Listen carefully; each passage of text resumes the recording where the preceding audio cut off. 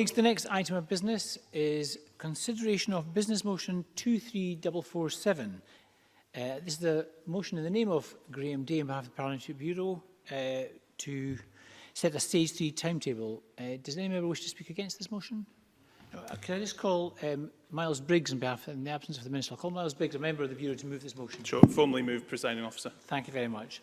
Now, no member has indicated they wish to speak on the motion. The question, therefore, is that motion 23447 be agreed. Are we all agreed? Yes.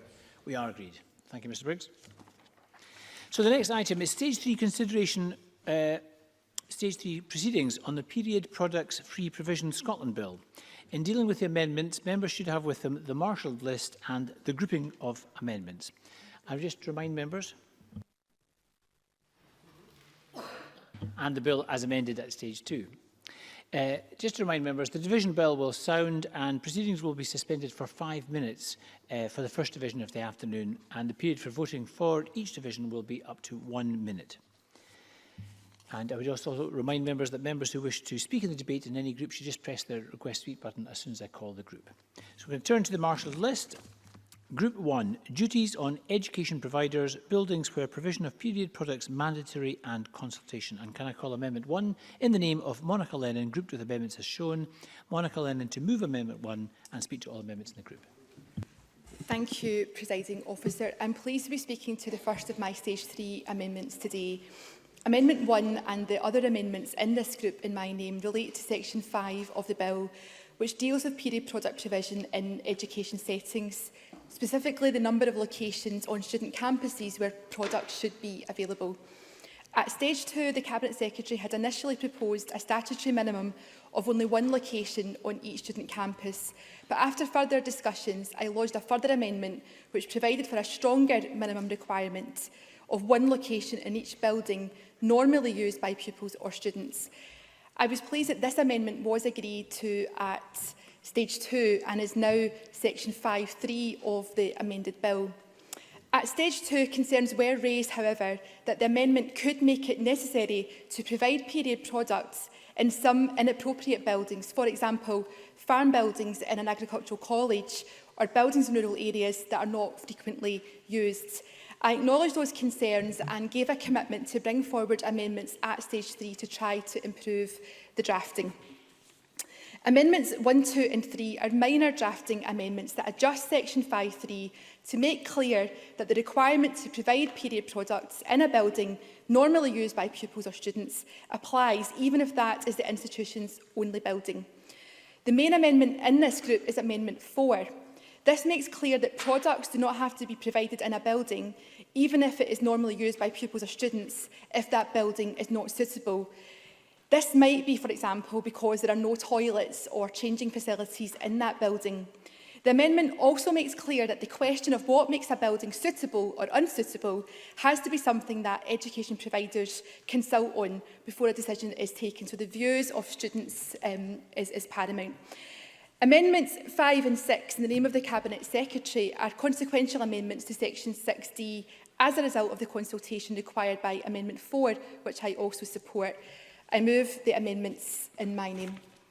Thank you very much, Ms Lennon. And can I call the Cabinet Secretary to speak to Amendment 5 and the other amendments in the group? Thank you, Presiding Officer. And first of all, I would just like to say that I think it's testament to the good, positive cooperation and level of agreement that we've reached on this bill that there are so few amendments to consider today. Amendments in this group relate to Section 5, and Stage 3 gives us the chance to further fine-tune provisions following amendment at Stage 2. And in order to create the best possible legislation, sometimes that requires further improvement to drafting, even when the original intent is agreed. And that's why the Scottish Government is in agreement with and supports Amendments 1 to 3 in the name of Monica Lennon, which makes the provision in subsection 3 clearer and simpler. As Monica Lennon has already said, the wording of subsection 3 was debated during Stage 2, as concerns had been raised by stakeholders that, as drafted, this requirement was too restrictive. Ms Lennon and I both committed during Stage 2 to further consider that concern. Our teams have worked together to better understand stakeholders' concerns, and I believe that Amendment 4 proportionately addresses them. The Scottish Government strongly agrees that any exception to subsection 3 must be acceptable to pupils or students rather than education providers being able to unilaterally decide a building is not suitable for the provision of free products. So I'm pleased that Amendment 4 ensures this is the case and therefore we support it. Presiding Officer, ensuring local voices are heard in the development of local arrangements to make period products obtainable for free is a cornerstone of this bill. A central element of the consultation required by Section 6D is to consult on where period products should be made obtainable free of charge. The changes to Sections 5 brought about by the addition of subsection 3 at Stage 2 and the qualification of this by Amendment 4 in this group means that a consequential amendment to Section 6D is required. Taken together, Amendment 5 and 6 in my name do this. Amendment 5 is a technical amendment. It amends the existing subsection 3B, which now refers to the new subsection 3A, inserted by Amendment 6. The new subsection contains all of the provision in relation to consultation about which premises and where in those premises period products should be obtainable. Amendment 6 sets out revised consultation requirements in relation to buildings which are normally used by pupils or students, mandating that consultation covers the locations within those buildings where free period products should be provided. Consultation under new subsection 3A is also required before a building can be deemed unsuitable as referred to Amendment 4. It also requires education providers to consult on whether free period products should be provided in any additional locations in the premises. Finally, Amendment 6 consequently sets out separately in subsections 3A and C the consultation requirements for local authorities and specified public service bodies with regard to the premises from which free period products should be obtainable, which are largely unchanged from the requirements originally set out. So taken together, Amendments 5 and 6 bring the consultation requirements for education providers into line with amendments to the main duties under Section 5, and I would urge members to support them. Thank you very much, Cabinet Secretary. Now, I have no indication that any other member wishes to join us in speaking in this group. I would just also encourage all members who join us online to make sure that they press the R button in the chat box if they do wish to contribute to a group. Can I invite Monica Lennon to wind up if she has anything to say to wind up this group? Thank you, Presiding Officer. Just to say, grateful to the Cabinet Secretary and her team for working very closely with me and my team, and I'm grateful that we've made progress with these amendments. Thank you very much. So, the first question is that Amendment 1 be agreed to. Are we all agreed? Yes. We are agreed. Can I call Amendment 2 in the name of Monica Lennon? This was debated already. Monica Lennon to move. Moved. Thank you. The question is that Amendment 2 be agreed to. Are we all agreed? Yes. We are agreed. Can I call Amendment 3 in the name of Monica Lennon? Monica Lennon to move. Moved. Thank you. The question is that Amendment 3 be agreed to. Are we all agreed? Yes. We are agreed. Can I invite Monica Lennon to move Amendment 4? Moved. Thank you very much. The question is that Amendment 4 be agreed to. Are we all agreed? Yes. We are agreed. We're going to turn now to Group 2. This is on additional requirements as to arrangements under Sections 1, 5 and 6. Can I call Amendment 8 in the name of Sarah Boyack, grouped with Amendment 9, and Sarah Boyack to move Amendment 8 and speak to both amendments in the group. Thank you very much, Presiding Officer, and apologies I wasn't in for the previous amendments. I've got two amendments today. The first, Amendment 8, is all about protecting privacy. Now, in a letter to the Local Government Committee, the Cabinet Secretary argued that this amendment would be detrimental to the aim of reducing stigma around periods, and that is, of course, in no way my intention. What we were really trying to do with this amendment was to make sure that there is reasonable privacy, the words I've put in my amendment, and to me that ensures that a person needing products can get them privately if that is how they would prefer to get them, and a lack of stigma doesn't need to override a personal preference for privacy. So I think my understanding from what the Cabinet Secretary has said is that she believes that that would be covered under the dignity principle already in the bill. So I'd be very keen for the Cabinet Secretary to put on the record in the Chamber this afternoon how she thinks that would be ensured so that when people are actually accessing period products, this is not something they need to be concerned about.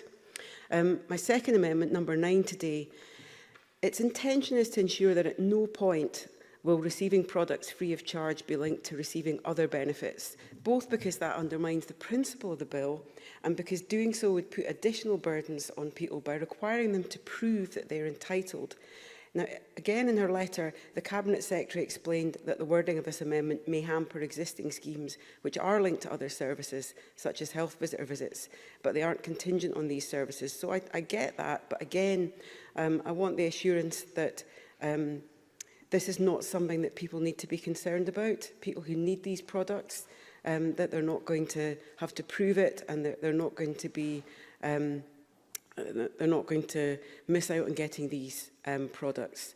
So I hope the Cabinet Secretary is going to come back in the Chamber today. I think there are key issues, and I'm very keen that the guidance that goes to the public authorities who will be implementing this legislation are encouraged to make sure that they consult women who need these products, whether it's students, as you previously discussed in the other amendments, or whether it's women more generally. I think it's really critical that there is feedback, and that's kind of built into the system and is encouraged in the guidance, which will be able to change over the years in the light of experience. But I think they are key issues. And with those comments, I move Amendment 8 in my name, although I'll be very keen to hear what the Cabinet Secretary says. I may ask not to move it if she gives me the right answers. No pressure. Thank you, Presiding Officer. Thank you very much. And I call the Cabinet Secretary. Thank you, Presiding Officer, and I understand the thinking behind both of Sarah Boyack's amendments, but we can't support them, and I'll try and set out why and hope, in the hope that it's the right answer for Sarah Boyack, but we'll see. In relation to Amendment 8, the requirement introduced to the bill by Section 6A, subsection A2, for the arrangements put in place by responsible bodies to respect dignity already introduces protection in relation to privacy. This requirement would ensure that if privacy was essential to ensuring dignity in certain circumstances, it would have to be met. Therefore, a separate requirement for privacy is not necessary. So, again, in response to the points that Sarah Boyack did raise, though, we will make sure that we can cover some of those issues around privacy and guidance, and make sure that that is part and parcel as well of our approach in terms of getting people's voices to help shape and hone the approaches that we take going forward. So I hope that gives some reassurance that while we're not supporting the amendment, that the points that she raises will absolutely be critical to the practical implementation of the provisions. Placing privacy on the face of the bill also risks stifling potential delivery models that may not meet a requirement for privacy. So, for example, having a stand in a student union or a stall in a community centre may not be considered to meet reasonable privacy, but nonetheless would probably be considered acceptable by most people. So again, it's about the unintended consequence of hindering the development of the policy that we're particularly concerned about, but hopefully we can give some reassurance in terms of the guidance that I mentioned. More fundamentally, though, I believe that a requirement for privacy may inadvertently perpetuate the belief that periods and period products are something to be embarrassed or ashamed of. And my hope is that the work we are doing to reduce this stigma means that accessing free period products becomes normality, so privacy in every situation would be unnecessary. But again, we understand that that may be some time off. So again, I hope that the reassurance that we've given to Sarah Boyack is understood. Turning to Amendment 9, I understand that Sarah Boyack is seeking to ensure that the universality that underpins the bill is protected. And we agree with this intent, and protecting universality was at the heart of the Scottish Government approach to amending the bill. But we don't agree with this specific amendment. Sections 1, 5 and 6 all clearly state that the duties on responsible bodies are to make period products obtainable by anyone who needs them, with need defined in Section 9A as the need arising from menstruation by a person. So the bill is already quite clear that anyone who menstruates must be able to obtain products. Trying to impose additional qualifying requirements, such as being in receipt of a benefit or accessing a service, would be in breach of those duties. However, this amendment unfortunately could also have potential unintended consequences by stating that in no way can access to free period products be linked to entitlement for a service, goods or benefits. There is a real risk that local authorities could be prevented from making period products obtainable via services limited by eligibility, for example, services for homeless people. And we believe that would be a backward step, and I'm sure that that is not what Sarah Boyack wants to see, regardless of how well-intentioned this amendment is. So, therefore, we don't support Amendments 8 or 9, but hopefully the reassurance that we've given that we want to ensure that universality principle is protected, and also that we can make sure that voices shape and hone the approach that we take as regarding the dignity principle, which is so fundamental to the good implementation of this bill. So, Thank you very much, Cabinet Secretary. And I call on Monica Lennon. Thank you, Presiding Officer. I'm grateful to Sarah Boyack for her amendments and to Engender, who have worked with Sarah Boyack to bring these forward. Amendment 8 provides that as well as reasonably easily, products should be made obtainable with reasonable privacy by all responsible bodies. Section 4 of the bill, as introduced, required products to be made available reasonably easily and with reasonable privacy. So I do understand why Sarah Boyack has lodged this particular amendment. However, the bill has already been amended to ensure that products are obtainable in a way that respects the dignity of persons obtaining them. And the reference to dignity was proposed by the Cabinet Secretary on the basis that it covered the issue of privacy, but also went wider than that. And I supported that approach at stage 2. I am confident that the aspirations behind Sarah Boyack's amendment can be achieved in the statutory guidance. On Amendment 9, this replicates part of the amendment Sarah Boyack lodged at stage 2. I fully support the intent behind the amendment, but having consulted with COSLA, I understand that the language of linked to rather than contingent on may create some unnecessary barriers which I don't think are intended by the drafting. Because the bill already allows any person to obtain period products free of charge if they need them, there is no longer any scope for asking people who need products to go through any sort of prior process to establish their eligibility. Thank you. Thank you very much. And can I call on Sarah Boyack to wind up in this section and also to press or withdraw Amendment 8 in her name? Yes, thank you very much, Presiding Officer. What I was attempting to do here is to test the wording in the bill. And it's a really important piece of work for us to do as legislators, given that responsibility. And I wanted to pick up the issues that Engender had raised with me, as Monica Lennon had said. And I also wanted to be sure that the different approaches, for example, in different parts of the country would still be possible, and that the guidance will enable different types of delivery while at all times ensuring dignity. And that was what I wanted to test on the issue of privacy. So I'm reassured by the comments from the Cabinet Secretary in the Chamber this afternoon, and with her assurance on the record that the issues I've raised are going to be dealt with in guidance. I'm minded not to press Amendment 8, and I also welcome the comments from Monica Lennon. I think this bill is hugely aspirational, and it's really important that people are going to feel that it's going to deliver for them. And that's really what I was trying to test in Amendment 9. You don't have to prove you need these products. You merely need to turn up.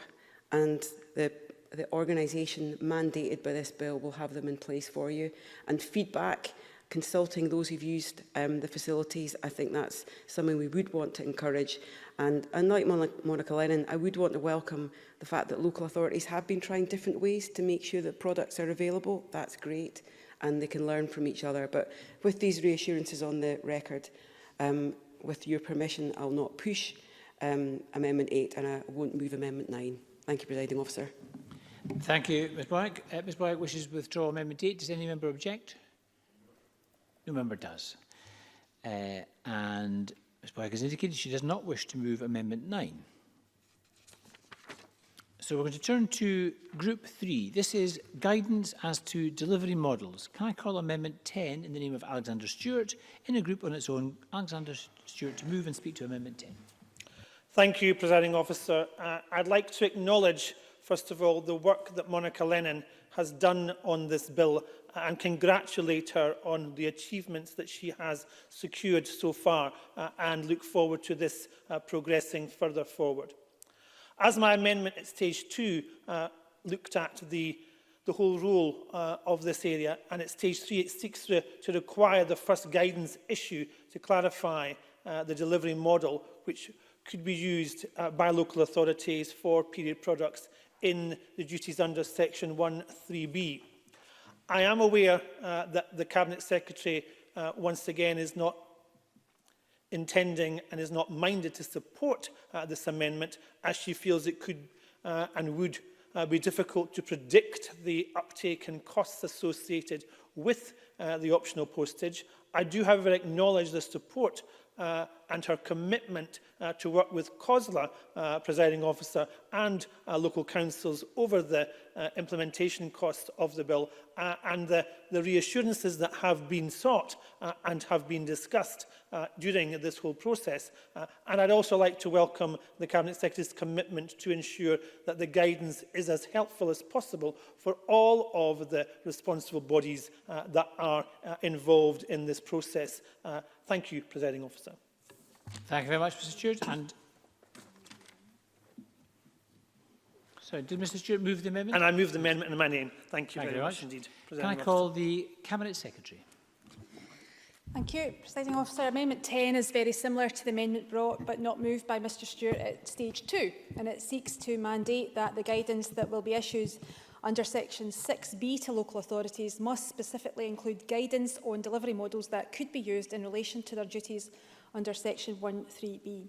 This permissive subsection was included in section 1 in the event that local authorities choose to include postal delivery as part of their arrangements, as otherwise authorities would be legally obliged to bear the cost of packaging and delivery of products in all cases. Local authorities will have the flexibility, following consultation, to decide to include within their arrangements to fulfil their functions an option for postal delivery of products.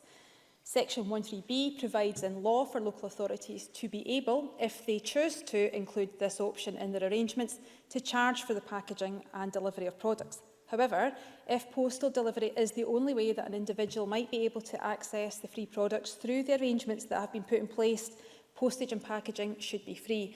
In both of those instances, the products themselves must still be free of charge. The effect of Amendment 10 would be to mandate Scottish ministers to issue guidance in a manner that is disproportionate in relation to the existing guidance requirements, which covers all duties under Section 1. So while I do sincerely appreciate Alexander Stewart's amendments and interest in the bill, we don't support Amendment 10, but can give him reassurance that we'll continue to work with COSLA and local authorities around the issues that he has raised through his amendments today. So thank you. Thank you very much, Cabinet Secretary. And I call on Monica Lennon. Thank you. I'm grateful to Alexander Stewart for his support and interest in the bill and for allowing these issues to be debated. But I am of the view that the issues in this particular amendment can be addressed in the statutory guidance rather than being required on the face of the bill. Amendment 10 replicates the one lodged at stage 2 by Alexander Stewart for the guidance to local authorities to include specific guidance in relation to the delivery of period products. At stage 2, I did not support the amendment, and I continue to be of the view that this issue should be adequately covered in the guidance which will be issued to local authorities, and it will be for local authorities to decide where postal or other types of delivery is appropriate and included in their arrangements. So on that basis, I would ask Alexander Stewart not to press the amendment. Thank you. Thank you very much. And I call on Alexander Stewart to wind up in this section and to press or withdraw Amendment 10. Sorry. Thank you, Presiding Officer. I acknowledge the responses I've had this afternoon from the Cabinet Secretary and also Monica Lennon, and it was my intention to clarify the situation, but I am assured this afternoon that the reassurances I've received that this will be looked into at the council level and that COSLA will be involved in the whole process, I think does give me that reassurance that I do not need to press my amendment. Thank you, Presiding Officer. Thank you very much, Mr Stewart. Mr Stewart wishes to withdraw Amendment 10. Does any member object? No. Thank you very much. Can I call Amendment 5 in the name of the Cabinet Secretary? This was debated with Amendment 1. Cabinet Secretary to move. Moved. Thank you. The question is that Amendment 5 be agreed to. Are we all agreed? Yes. We are agreed. Can I call Amendment 6? This was also previously debated. Cabinet Secretary to move. Thank you. The question is that Amendment 6 be agreed to. Are we all agreed? Yes. We are agreed. I'm going to turn now to Group 4. This is on reports on exercise of functions. Can I call Amendment 11 in the name of Annie Wells in a group on its own? Annie Wells to move and speak to Amendment 11. Thank you, Presiding Officer. I would like to move the amendment in my name. I am extremely supportive of the aims of this landmark bill. Having said this, since the beginning of the process, I have sought reassurances that the programme will be adequately funded, fully costed and supported by a robust reporting mechanism to ensure the bill is fulfilling its objectives. This is important to ensure the success of this bill, something we all want to see across the chamber. I believe this assurance would also be welcomed by many stakeholders who have been involved in the creation of this bill. In collaboration with stakeholders, I lodged amendments both at stage 2 and stage 3 to ensure this will be the case. Local authorities and other providers must have confidence that costings have been fully considered. This is necessary as they require assurances that they can fulfil their duties to support the individuals who need access to period products. I move the amendment in my name. Thank you very much. Ms Wells, can I call on the Cabinet Secretary? Thank you, Presiding Officer. Amendment 11 seeks to place a duty on responsible bodies to publish a report on the total cost of meeting their duties under sections 1, 5, 6 and 7 in the first 3 years following commencement of those duties. While we absolutely agree that financial reporting is important, we do not consider that Amendment 11 is necessary. And that's because the Scottish Government has already reached an agreement with COSLA that local authorities will provide for a period of 3 years following commencement data on the costs arising from implementation of the Act to ensure they can be appropriately resourced based on the evidence as far as possible. There will also be a review 10 years after implementation, and we will seek to reach a similar agreement with colleges and universities. We would expect this data to go into an agreed level of detail on the nature of the cost, for example, a split of how much was spent on products and how much on administration and delivery of the duties. There is a risk that if this amendment is passed, local authorities will only comply with the minimum of what is legally asked, which will not allow Scottish Government to fully assess the suitability or otherwise of funding they provide and the allocation method for this, but more importantly, will not enable the future improvement of this policy. This amendment risks undermining our agreement with COSLA, which is practical and proportionate, and therefore we do not support it. So, thank you. Thank you, Cabinet Secretary. Can I call on Monica Lennon? Thank you, Presiding Officer. I'm grateful to Annie Wells for her contribution and for the explanation behind Amendment 11. Whilst I am sympathetic to the intention, I am satisfied that the arrangement reached with COSLA to publish data will be more satisfactory than the amendment as drafted. The key point here for COSLA is that there must be transparent funding and sufficient flexibility to allow the great work that is already happening in many local authorities to continue and for the opportunity for good practice to be embedded right across the country. I am content with the commitments given by COSLA and Scottish Minister with regards to funding and reporting on costs. And like Annie Wells, I also want this bill to be a success in the long term, for it to be sustainable. So I do welcome her scrutiny and I welcome her support, but I'm not in favour of Amendment 11 tonight. Thank you very much. And can I call on Annie Wells to wind up in this group and to press or withdraw Amendment 11 in her name? Thank you, Presiding Officer. As I say, I did bring this amendment forward at stage 2 as well and worked with COSLA to ensure we could try and get the right sort of a wording that the amendment could go forward. But I am absolutely content with the remarks from the Cabinet Secretary and Monica Lennon that this will be done through work with COSLA. Therefore, I will not press my amendment, Presiding Officer. Thank you very much, Ms Wells. Ms Wells seeks permission to withdraw Amendment 11. Does any member object? No, that's good.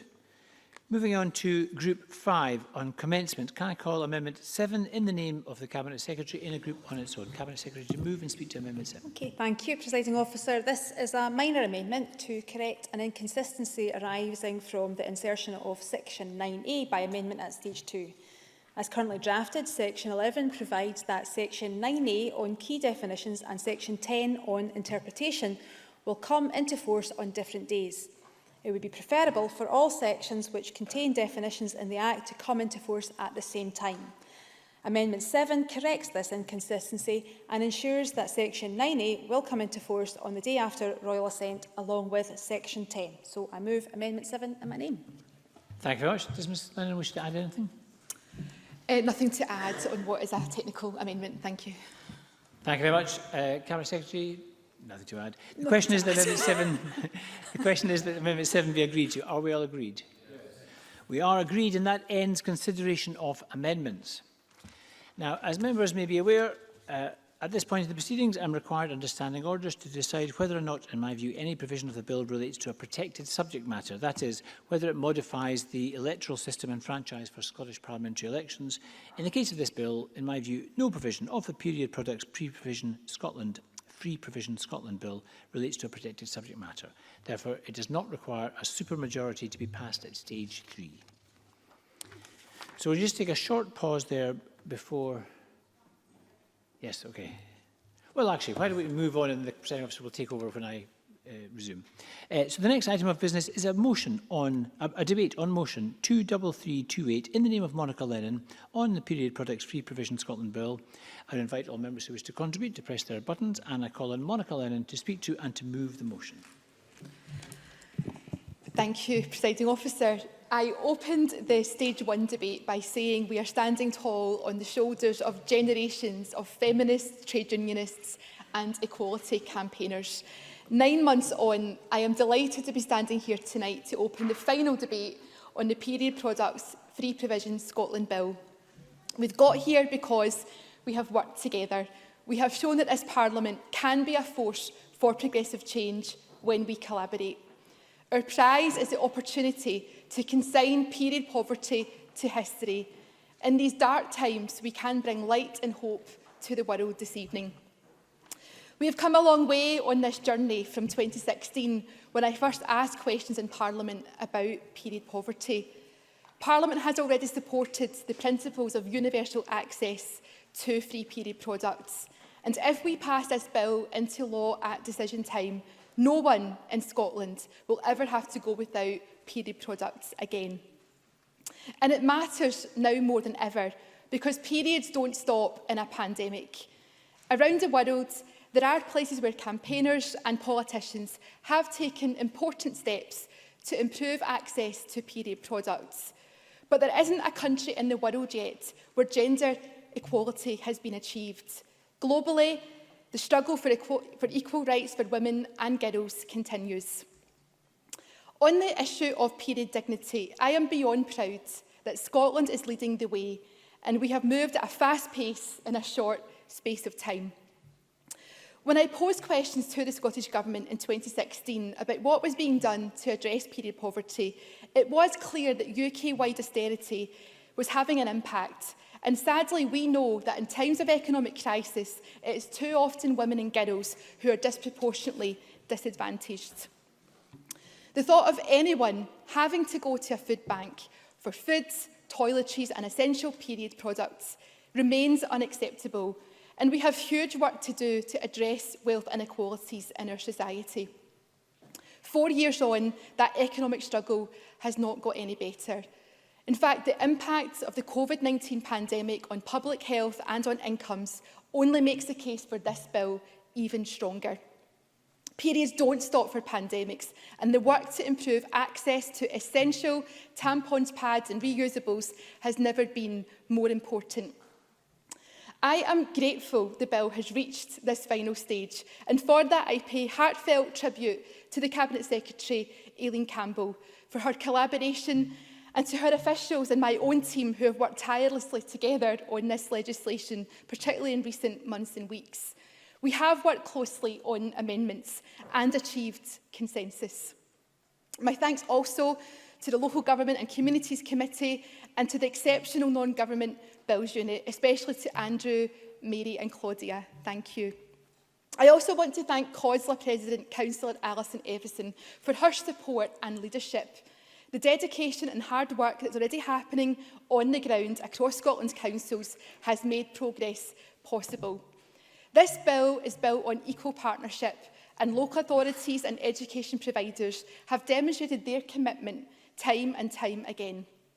Finally, I want to pay tribute to each and every one of the grassroots campaigners who have brought periods out of the shadows. Instead of hiding tampons and pads up their sleeves, in 2020, young people in Scotland are more likely to be talking about periods on social media and lobbying their sports clubs, their schools and workplaces for essential supplies. In contrast with the vibrant supporters rally that energised Parliament and filled this public gallery just 9 months ago, the heroes of this campaign are at home today, but their voices remain loud and clear that Parliament should pass the Period Products Bill tonight. Periods should never be a barrier to education or push anyone into poverty. Women, girls and all people who menstruate deserve period dignity. Presiding Officer, this bill is practical and progressive, and I hope all MSPs will support it tonight. Thank you. Thank you very much, Ms Lennon. Now call on Aileen Campbell, the Scottish Government Cabinet Secretary, please. Thank you, Presiding Officer. And it is a great privilege to be here on a day that we will commit to Scotland becoming the first country in the world to legislate to ensure that free period products are available to all who need them. This legislation will do much to advance equality and social justice here in Scotland and elsewhere as other countries seek to follow our path. At stage one, I committed to work to make this a bill that we could all support. And for those in this chamber and for our partners who will deliver this legislation, as they have been delivering free products to pupils and students and those on low incomes in the past few years, I believe that we have accomplished that. And as Monica Lennon said, tonight this Parliament can be proud of collaborative working across parties to deliver ambitious and realistic legislation. It's a day where we can all agree that devolution is working for the people of Scotland. An important lesson that we can achieve great things in this Parliament when we do work together and focus on what unites us. And I sincerely thank Monica Lennon and her team for working so closely with me and mine to make sure that this is a day where I think Parliament will unanimously pass this legislation. The pandemic didn't get in the way of the phone calls that we often had to try and make sure that we got this bill into a place where we could all unite to support it. And I want to thank the Local Government and Communities Committee convener and members past and present for their diligence in getting us to this stage. I'd also like to thank the clerks of the committee and parliamentary staff who have also helped to steer this bill during a challenging pandemic. And I'd also like to thank my thanks and appreciation to my bill team and my private office staff who have worked so hard throughout this process, in particular Elaine Moyer, who's done an inordinate amount of work to make sure that we can get to this place. And I also want to thank some early campaigners, including Julie Hepburn, Gillian Martin, who tabled the motion at our SNP conference, which started the ball rolling on the Scottish Government's work to introduce free products, and my predecessor, Angela Constance, for overseeing the Government's first steps on this policy with a pilot project in Aberdeen in 2017. From those first steps, we can see what we have achieved in a few short years. Since the success of that pilot, we have rolled out provision nationally for those on low incomes, we've implemented free period products in education establishments, and we've enabled local authorities to ensure products are available within communities. And we've also made real progress in tackling the stigma and embarrassment that some feel when it comes to periods through our Let's Call Periods Periods campaign earlier this year. Today's bill cements Scotland's world-leading approach to period dignity. Others have also played a critical part, such as the On the Ball campaigners who've had success in persuading over 100 football clubs to provide free period products in stadiums, as have the countless businesses who have started to do the same in their own workplaces, shops, bars and restaurants. We've worked with the social enterprise Hey Girls to develop training materials to encourage period dignity in the workplace and a period products locator app, which, while delayed due to COVID, will be a vital resource in the future. Other organisations, including Young Scot, the Scottish Youth Parliament, Girl Guiding Scotland, have also campaigned for period equality, with the guides even introducing a period poverty badge. So we are seeing real change in culture, a move away from stigma, and it's becoming normal to find period products available in a range of spaces. But this bill from Monica Lennon will now lock in that progress. Despite the challenges brought by COVID, we have worked in collaboration with Monica Lennon and stakeholders to ensure that the bill that we have today retains the general principle that anyone, whoever or wherever they are in Scotland, should be able to access free period products in a dignified way in whatever circumstances they need to do so in a cost-effective and deliverable way. The bill that we vote on today places a duty on local authorities to ensure period products are obtainable free of charge in their areas for anyone who needs them. Local authorities are best placed to make this happen in their communities, but importantly, the bill mandates that consultation, ensuring that local voices are also heard. The principles of dignity and choice, which have underpinned all our work so far and are now protected by the bill, help to maintain high standards in meeting the duties. So the eyes of the world have been watching and learning from us. The insights that we have gained from implementing our policies have been shared with other UK nations and beyond, including directly informing the provision of free products in high schools that New Zealand announced this summer. This legislation, a world first in ensuring that, by law, anyone who needs them can access free period products wherever they live in the country, is a significant moment for gender equality. And I sincerely hope, Presiding Officer, that across the Chamber we will all support it today. And again, pay tribute to Monica Lennon for the work in getting us to this place. Thank you very much. Cabinet Secretary, I now call on Annie Wells to open for the Conservatives. Ms Wells, please. Thank you, Presiding Officer. I sincerely welcome the opportunity to speak in this debate on this very important issue. And I too want to thank Monica Lennon and her team for their determined effort to bring this trailblazing bill before Parliament in collaboration with the Scottish Government, MSPs and other partners. Let me say from the outset that the Scottish Conservatives support the overarching aims of this bill. For those who use period products, it is central to their dignity these products are made accessible when they are so required.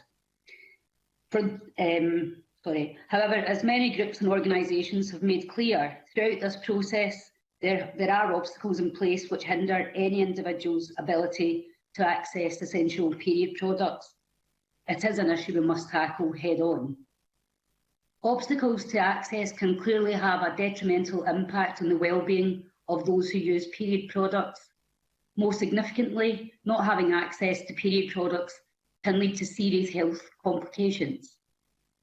In line with MSPs across this chamber, I am clear that absolutely no individual in Scotland should have either their health, work or education suffer because they cannot access, for whatever reason, the products they require to simply function as a human being. Therefore, any steps taken to improve accessibility will, of course, be welcomed by myself and the Scottish Conservatives. As such, I am very pleased that a core provision of this bill ensures people who require them can obtain products free of charge. This is a clear and positive step forward, as it ensures the appropriate products are made available to people regardless of their personal and financial circumstances. However, although I have been supportive of the aims surrounding this important bill throughout the process, I've sought reassurances the programme will be adequately funded, fully costed and supported by a robust reporting mechanism to ensure the bill is fulfilling its objectives. As I've already said this afternoon, the amendments I had drafted both at stage 2 and now at stage 3 aim to ensure that this would be the case. Local authorities and other providers must have confidence the costings have been fully considered, and I continue to believe a strong reporting mechanism is essential, and I'm glad to hear the commitments made again in the Chamber this afternoon. However, taking stock of the debate, the Government's discussions with stakeholders during the latter stages of the process, including COSLA, who agree with me that a level of financial reporting is important, albeit not agreeing to my specific amendment. It is encouraging to see reporting aspects being considered with seriousness it deserves, and at the end of the day, we want to see this bill succeed to support those who require these products. This is why I took the decision not to press my amendment, as agreement has already been reached on this issue, something I absolutely welcome. We do have a real chance here to demonstrate Scotland's intention to champion period dignity and hopefully inspire others to do the same. Once again, I would like to thank all of those who have constructively engaged with this landmark bill from its inception. It's a true demonstration of what this Parliament is truly capable of, as MSPs from different political parties have come together to fight a common battle for the betterment of Scotland's people, a sense of collaboration and consensus that I'm sure we all welcome and like to see more. Thank you, Presiding Officer. Thank you very much, Ms Wells. Now call on Sarah Boyack to open for Labour. Ms Boyack, please. Thank you very much, Presiding Officer.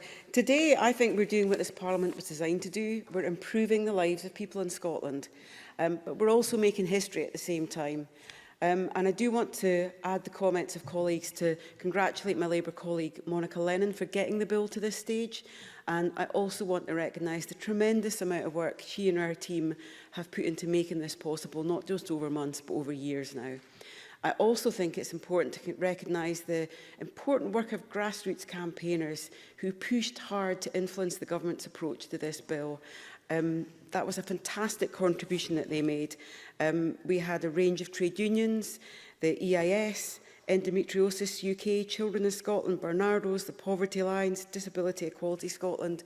Many organisations wrote to us to say, this is central to people's lives now. Please get on and put this bill through the Parliament. And I also want to thank the Parliament's clerks for their assistance in drafting amendments for several of us to test the detail of the bill, even if they weren't always passed. The test was important for us. And the evidence we scrutinised at stage 1 of this bill convinced me that this was really important legislation, not just symbolic, but it would lead to a real increase in opportunities for many who were excluded to access period products. I think even the fact that we've been discussing this legislation is important because it sends a clear message that we can and should be not just about thinking about access to period products, but directly tackling stigma. Scottish Labour and the trade unions have been campaigning for this legislation, not just to eliminate period poverty, but to deliver dignity and accessibility to period products across the country. And I have to say, I thought the STUC video on Twitter today was absolutely inspiring and really brought it to home how it's going to impact on people's lives. I want to put on record my thanks for the contribution that our local authorities, universities and colleges have already made, getting out there, experimenting, see what works, making products available. And I hope that it will encourage other employers to make period products available too, and not just those who are going to be required to buy this legislation, but more widely. That was one of the points that I think some of the trade unionists made, was about the difficulty of accessing period products. I do also want to thank the Cabinet Secretary for Communities and Local Government, Aileen Campbell, for her constructive work. She's not going to hear me saying this every time I speak in a debate, but I think on this particular occasion, her constructive work following stage 1 with my colleague Monica Lennon will ensure that we end up with a bill that I hope the whole Parliament will support. It's been tested, it's clearly been endlessly debated between the two of them, and when it came to committee, we could support it, and I think that's really important. The pandemic has made this legislation even more important, though, as people have lost incomes, their livelihoods, and many are struggling financially. The charity Bloody Good Period, what a good name, now reports it's providing 6 times the amount of products now compared with before the pandemic, and that's because people are struggling. They've had to supply products to food banks, community support groups, women fleeing domestic violence, asylum seekers and refugees, homeless shelters, and even NHS frontline workers who couldn't access products because of the hours they're working and shortages in shops. So this bill is going to make a difference now. And once again, it reinforces the importance of our local authorities working in our communities to deliver equality on the ground, as Monica mentioned in her comments. So as the Cabinet Secretary is involved in discussions for the upcoming budget, I hope she will push for a harder, fairer long-term settlement to enable our local authorities to continue to be radical, to delivering the ambitions in this bill, not just now, but in the future as well. So let's celebrate the passing of this legislation today. Let's celebrate the success of grassroots campaigners in building the political and cross-party support to get us to this stage. And let's work together to ensure that those implementing it who are responsible are given the financial support they need going forward. Thank you. Thank you very much, Ms Bourke. And I call on Andy Whiteman to open for the Green Party. Mr Whiteman. Thanks very much, Presiding Officer. And I too congratulate Monica Lennon for her spirited determination in the pursuit of this legislation, for her persistence in the face of difficulties and obstacles, and for her infectious enthusiasm and cheery disposition all along the way, which I'm sure must have masked some disappointing moments. I also commend the Cabinet Secretary for her constructive role in securing amendments to the bill in order that it is capable of securing all party support tonight, which I hope that it will. I also want to congratulate all of those who have supported Monica Lennon, many of which have been mentioned by Sarah Boyack, from the trades unions to the sassy, smart and creative social enterprise Hey Girls. The bill is introduced provided a duty placed on ministers to create a scheme of universal provision of period products. It's ended up as a bill creating a duty on local authorities.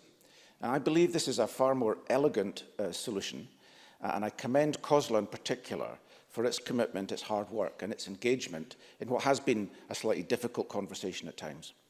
And the bill now enshrines local flexibility in delivery by councils and their partners in the manner best suited to their own demographics, their geography and their needs. Presiding Officer, menstruation in many pre-modern societies was celebrated and revered. But world religions and their associated patriarchy have condemned women and girls to a life of taboo, shame and indignity in far too many countries and cultures across the world. According to the World Bank, at least 500 million women and girls globally lack adequate facilities for menstrual hygiene management. And it's well established through a growing body of evidence that girls' inability to manage their menstrual hygiene in schools, for example, results in absenteeism, which in turn has severe costs on their lives and on their communities. So I'm proud that today the Scottish Parliament will, as I hope it will, agree to Monica Lennon's bill. It not only provides a new rights-based framework for everyone who needs period products, but it sends an important signal to other societies, to other communities, to other countries, that it's possible to break the taboos, end the patriarchy and uphold human dignity. And Presiding Officer, as a father, a husband and a son, I sincerely hope that for all those girls in school today who are in some distress or suffering from shame, that what we do today will be of some comfort, some hope and some justice. So, Presiding Officer, Scottish Greens will be delighted to support this bill at decision time. Thank you very much, Mr White. We now call Alec Cole-Hamilton to open on behalf of the Liberal Democrats. Mr Cole-Hamilton. Thank you very much indeed, Deputy Presiding Officer. I'd like to start on a personal note. Monica Lennon and I entered this Parliament on the same day. And we've had many of the same jobs. She is currently Shadow Health spokesperson, as am I. And I can't understand from where she's found all of the time to realise this really important piece of legislation. She has driven this relentlessly since practically the start of our term in office, and I salute her for this tremendous achievement and what it means for the women and girls of this country and everyone who menstruates in this country going forward. Unquestionably, Liberal Democrats support this bill tonight. I'm a signatory to the original draft members' bill because strengthening the basic human rights and human dignity of our people is what this Parliament is primarily for. That's why colleagues, like colleagues across this chamber, I entered politics. And forgive me for stating the obvious, but I'm not a woman. I've never experienced the panic of being caught out by the onset of my period in a public place, nor have I been in poverty to the extent where I've had to line my underwear with socks or toilet tissue because I cannot afford to buy basic sanitary products, and I've never had to miss work or school because I can't afford those same products. But, Presiding Officer, it doesn't mean that my lack of understanding of that means that I don't care passionately about ensuring that this bill is passed and that free sanitary provision is provided across Scotland. I don't think it should take first-hand experience of menstruation or period poverty to understand this bill is about basic human dignity, and I salute Monica Lennon for that. It is estimated that the average period costs around £8 per month in sanitary supplies for one person. One charity has calculated that the average lifetime cost of a period is £4,800. As I heard Monica Lennon say on the radio this morning, you wouldn't expect to have to go into a public building and bring your own toilet paper. So why should you expect to have to bring your own sanitary products? For too many, that cost dividend, the opportunity cost of period poverty presents impossible choices. It's £8 that does not go towards nappies for a young child. It's £8 you can't put towards feeding your family, and it's £8 that can't be used for the basic necessities of daily life. These choices are choices that no one should be forced to make, Presiding Officer, and this bill will make huge strides in addressing period inequality.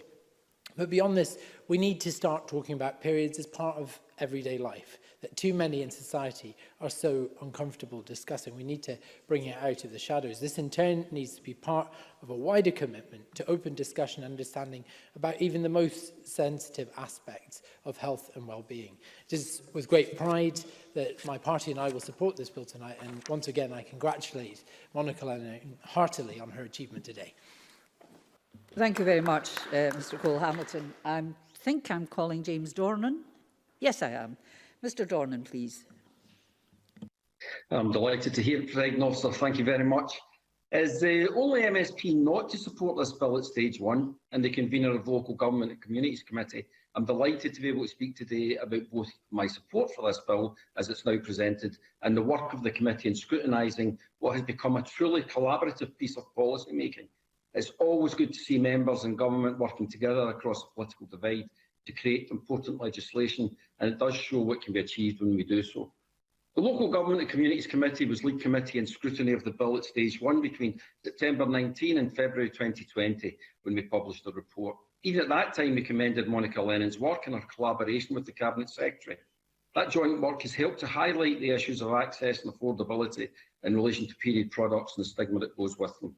Following our stage one deliberations, we concluded that whilst we were unanimous in our support for the intentions of the bill to end the stigma of unequal access to period products, the majority of the committee could not support the bill as it was currently drafted due to a number of concerns.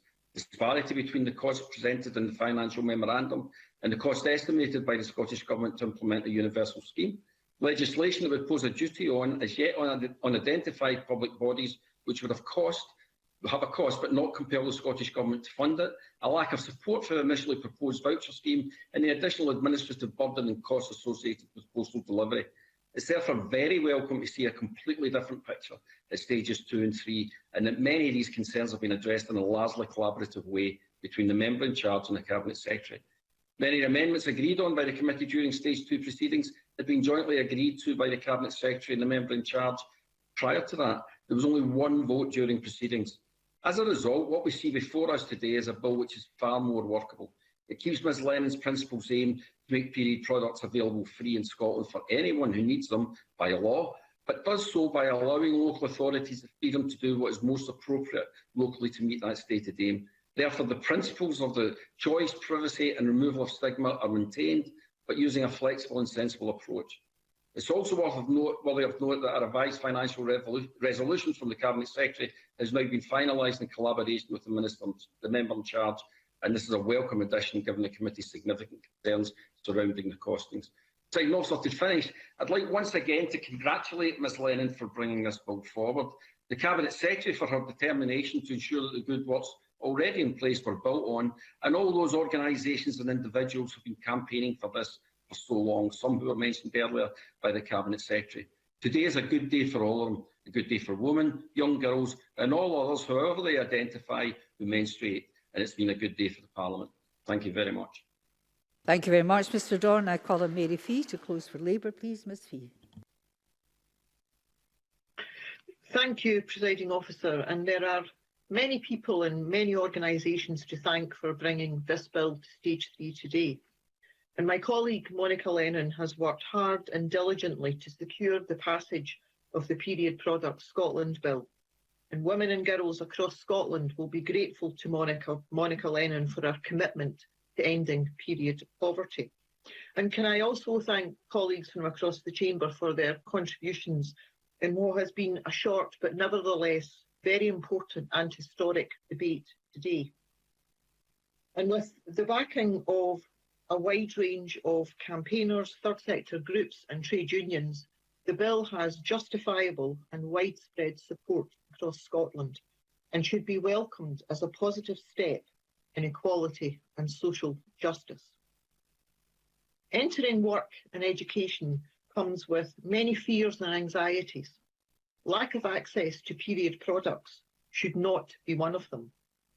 No longer will 1 in 4 young women and girls and trans boys and young trans men struggle to access period products, as Young Scot found in their survey of 2,000 young people.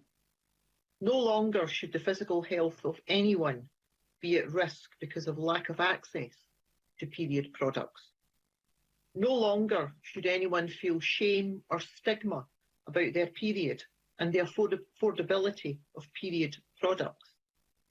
And Presiding Officer, I'd like to also thank the Scottish Government and the many local authorities who have funded provision in areas across the country on a voluntary basis.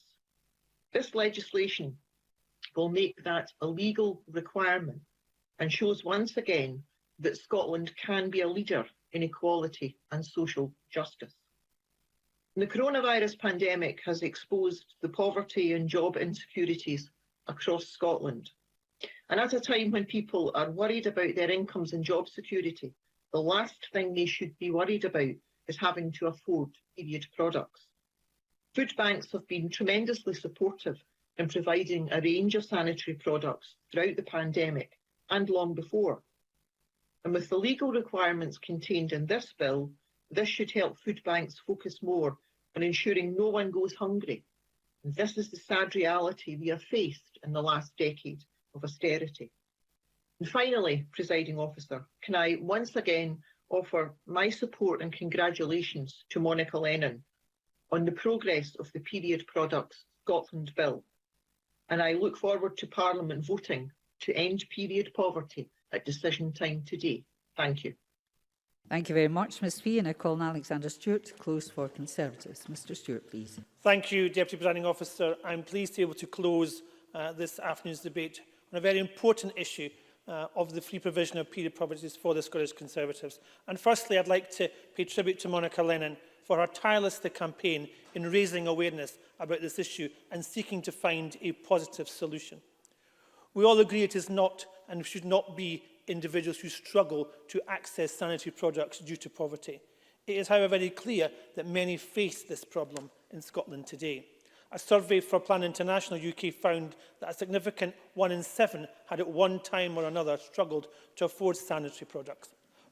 Period poverty has been a severe impact on the health and well-being of many women and girls and affects their attendance, education or vocational establishments. And it is clear that this issue needs to be addressed as a matter of urgency, and that's what we are doing today in this Parliament. As discussed in the early stages of the bill, I and members of the committee had concerns that whether legislation was the most appropriate way of addressing this issue. There were concerns about the universal scheme and how it would be called. But I'm delighted to see that the government and Monica and other members have worked together to ensure that we do ensure that there was passage for this bill. I am pleased to see that some of the concerns that were addressed at stage 2 through the amendments tabled by the Cabinet Secretary and Monica Lennon were clarified, and that we now find that there is possibilities to ensure that many of these concerns have been allayed. And in my view, many of these changes are very much to be welcomed. My own amendments at stage 2 and at stage 3 seek to require first guidance to ensure that clarity was, and I'm delighted that the Cabinet Secretary did take on board many of those concerns and is liaising with COSLA and local government to ensure that that will be taking place within the bill. I also welcome the commitment to ensure that the guidance will help to ensure that possibilities and responsibilities of other bodies are taken on board, and that my colleague Annie Wells' amendment around reporting and gathering the detail of simply the costs. Financial reporting is vitally important to ensure that councils are properly funded to carry out these duties of the bill, and that was very important that we got that clarified. And there has been exceptional work, Deputy Presiding Officer, among MSPs and among parties to ensure that there was collaboration and cooperation in ensuring that this bill took place. And I pay tribute also to Sarah Boyack for what she brought forward, the dignity and the access and the privacy and the guidance that is now being secured. And we look forward to seeing that that will now progress and be discussed. So in conclusion, Deputy Presiding Officer, we in the Scottish Conservatives are happy to support this bill at stage 3 and welcome the improvements that it will make in ensuring that it has its passage through Parliament this evening. Period poverty is an increasingly serious issue and must be addressed, and this bill will go very far ensuring that that does become the case. Thank you, Deputy Presiding Officer. Thank you very much, Mr Stewart. And I call on Aileen Campbell to close the Scottish Government. Cabinet Secretary, please.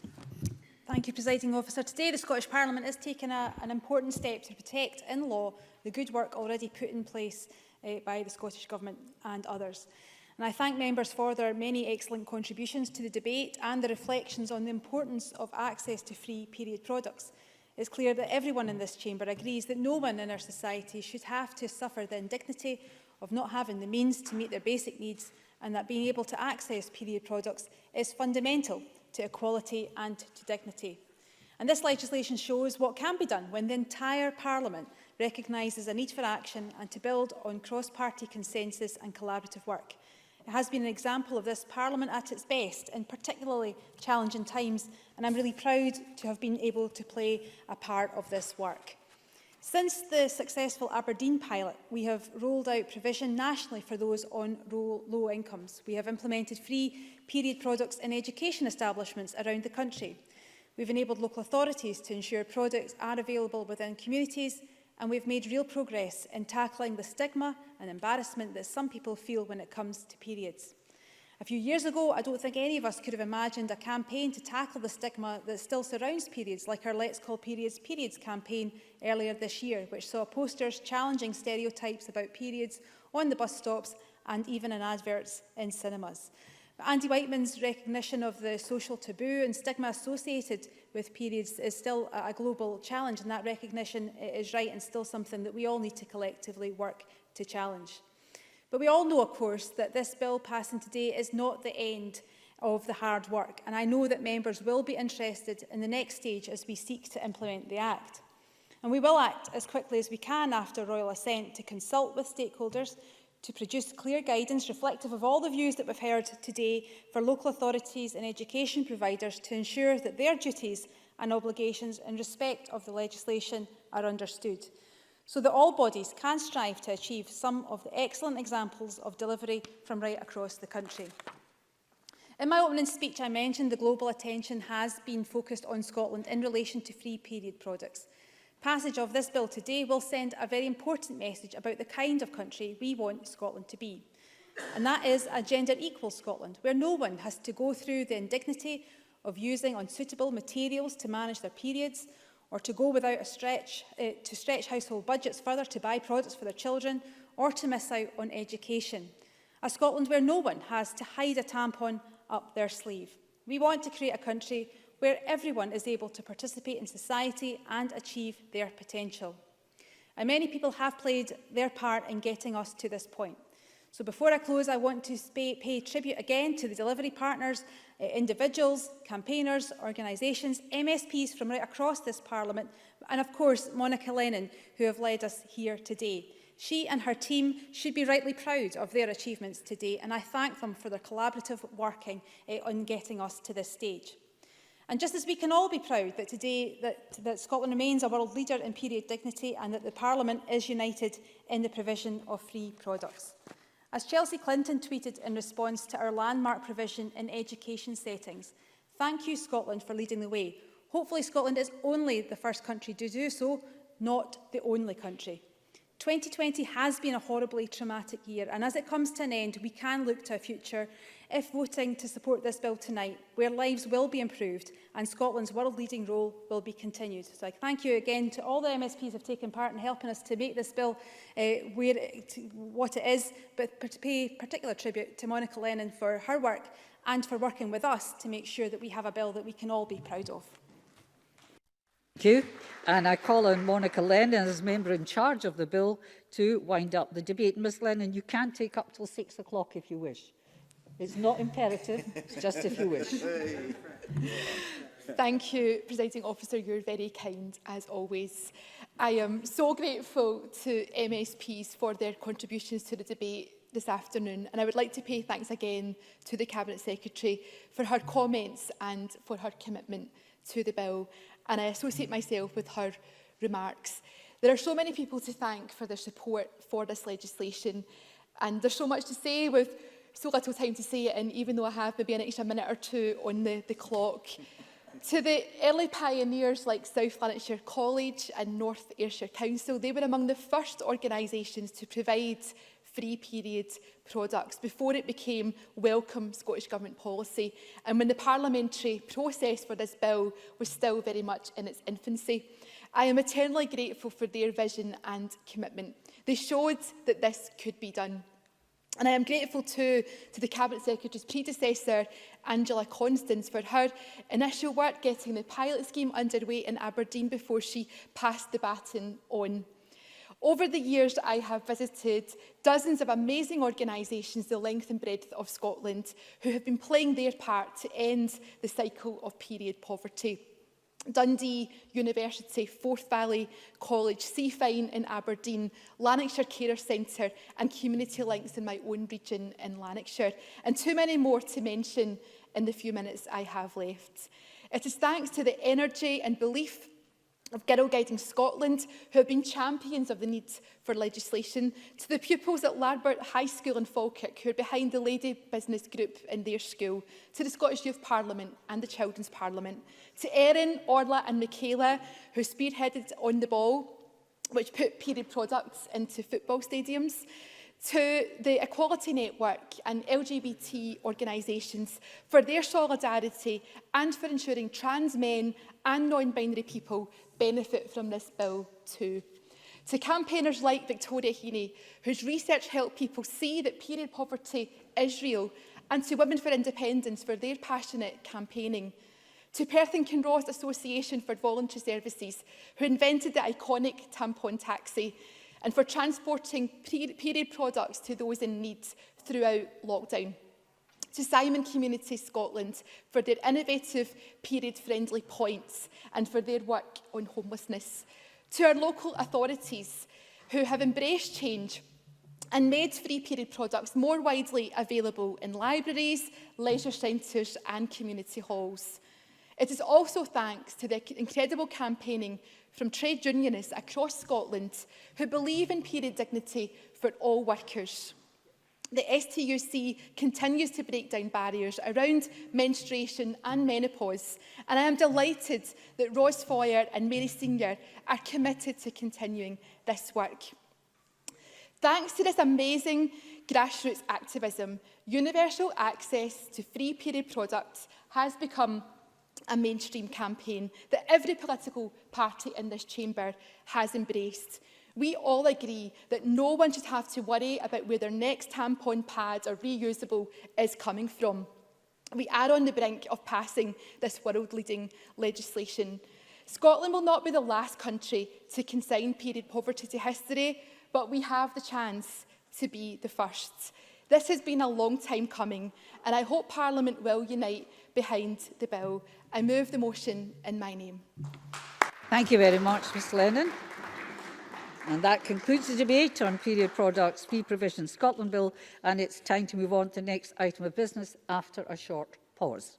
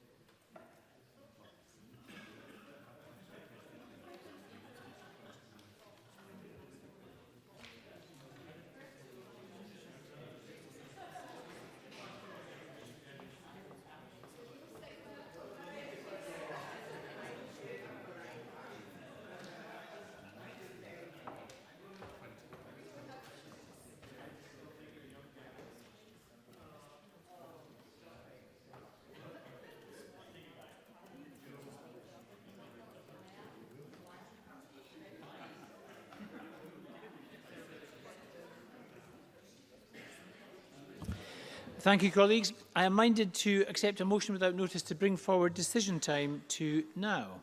And could I invite the Minister for Parliamentary Business and Veterans to move this motion? Moved, Presiding Officer. Thank you very much. So the question is that decision time be brought forward to now. Are we all agreed? We are agreed. So the next item of business is consideration of Business Motion 23464 in the name of Graham Day on behalf of the Parliamentary Bureau setting out a business programme. Could I call on Graham Day to move this motion? Moved, Presiding Officer. Thank you very much. No members indicated they wish to speak. The question therefore is that motion 23464 be agreed. Are we all agreed? Yes. We are agreed. And there are two questions at decision time itself. The first question is that motion 23342 in the name of Lewis MacDonald on supply and demand for medicines be agreed. Are we all agreed? Yes. We are agreed. Now, the next vote is going to be on a piece of legislation, so I'm going to suspend business for a few minutes to allow all members, both in the chamber and online, to access the voting app. So I'm just going to suspend for a few moments.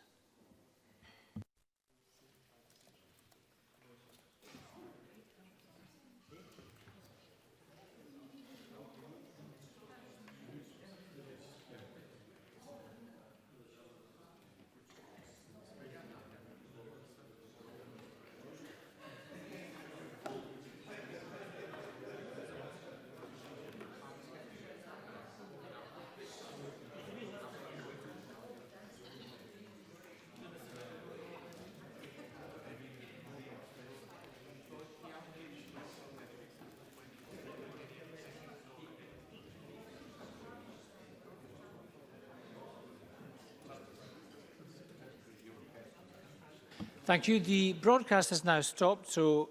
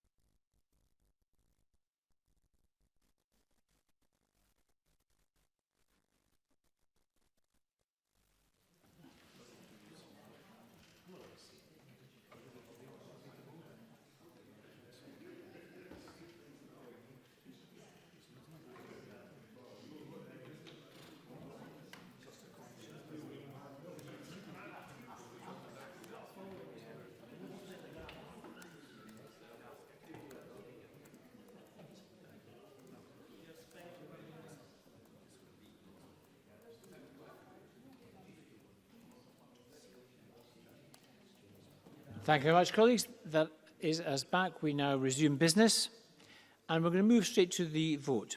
The question is that motion 23328 in the name of Monica Lennon on the Period Products Free Provision Scotland Bill at stage 3 be agreed, and members may press their votes now. This will be a 1-minute division.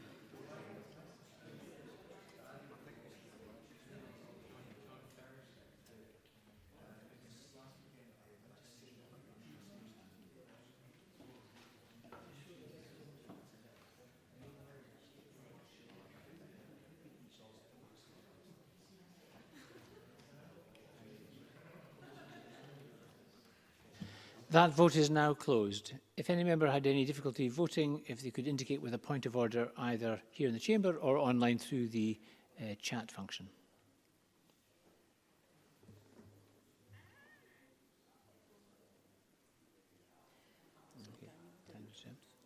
Can I call Daniel Johnson to make a point of order? Daniel Johnson. Thank you. Thank you, Presiding Officer. I would have voted for the motion to pass this legislation. Thank you, Mr Johnson. I note that you would have voted yes in favour of the bill, and that will be added to the voter roll. Thank you.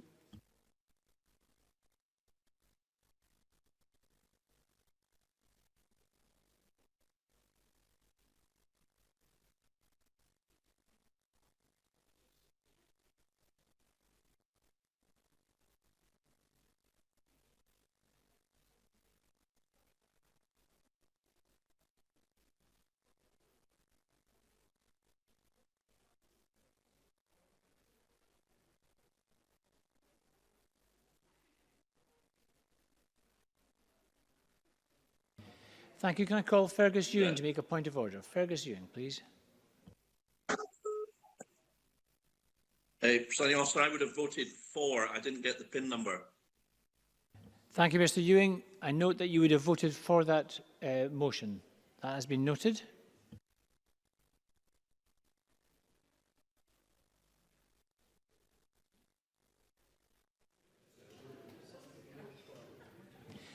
Claire Adamson to make a point of order. Claire Adamson.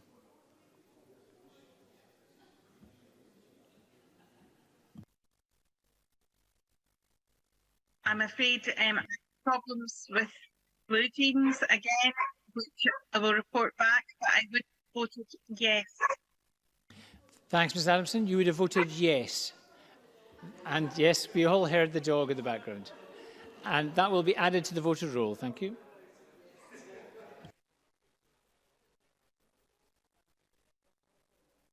And I can confirm that Fergus Ewing's vote will also be added to the voters' roll. Thank you.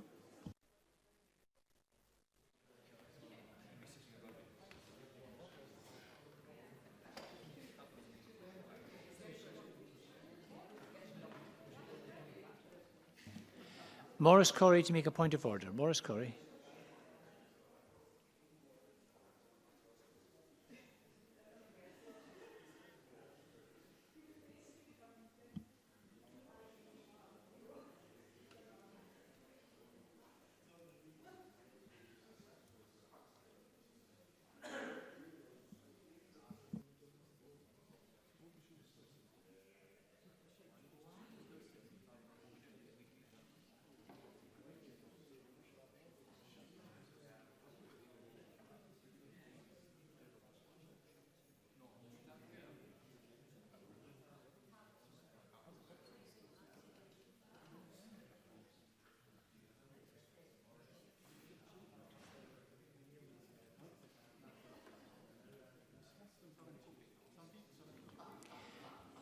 We'll try one more time. Maurice Corrie to make a point of order. Maurice Corrie. Yes, thank you, Presiding Officer. I too did not get the PIN number, and I would have voted yes. Thank you, Mr Corrie. That is noted. You would have voted yes, and that vote will be added to the voters' roll. Thank you for that confirmation.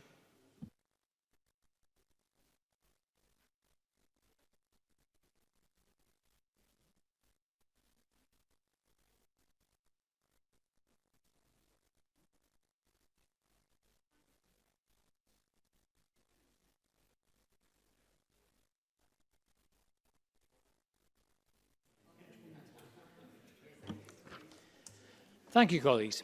The result of the vote on motion 23328 in the name of Monica Lennon is yes 121.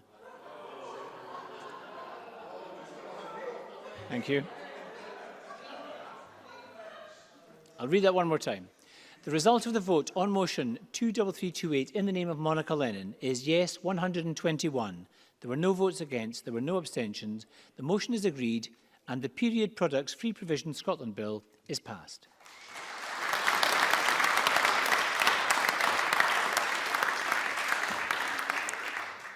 Thank you very much, colleagues. That concludes the decision time. We're going to move shortly to members' business in the name of Rona Mackay. I would just encourage all members who are leaving the chamber just to do so carefully, to observe social distancing, to wear their masks and follow the one-way systems in operation around the chamber. I will just take a short pause before we move on to the members' business.